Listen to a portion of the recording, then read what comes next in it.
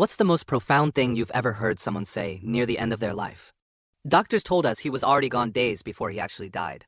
They said his brain had shut down, that the cancer had taken everything, and that he was just a shell waiting for the heart to stop. But they were wrong. You won't believe what happened in the final hour of my father's life. I witnessed a medical miracle that still sends shivers down my spine. He didn't just die. He came back to life for one final conversation. Let's go back to 2012. My dad lost a brutal fight against throat cancer. By the end, the man who raised me, the strong, loud, vibrant man, was reduced to a skeleton.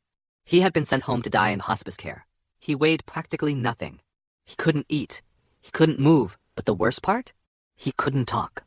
The cancer had stolen his voice weeks ago. For the last few days, he was in a coma-like state. He could barely open his eyes.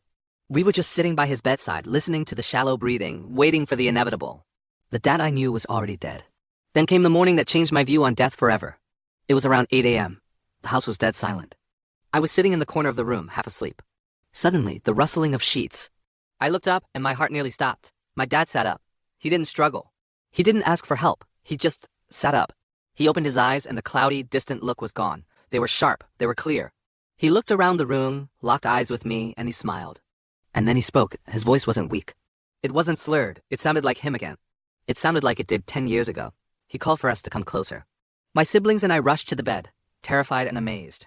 For the next few minutes, he held court. He didn't talk about the pain. He didn't talk about the cancer. He apologized. He went through everything he had ever done wrong in our lives. He apologized for the times he lost his temper. He apologized for the missed birthdays. He told us he was proud of us. It was like he was downloading a lifetime of closure in 5 minutes. Then, just as quickly as it started, he stopped. He looked at us one last time, took a deep breath, and said, "I have to go now." It wasn't a question. It was a statement.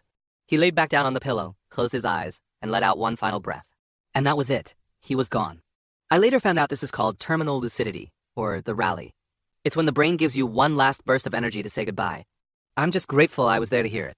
Have you ever witnessed a loved one come back right before they passed? Tell me your story in the comments. And subscribe for more stories about the mysteries of life.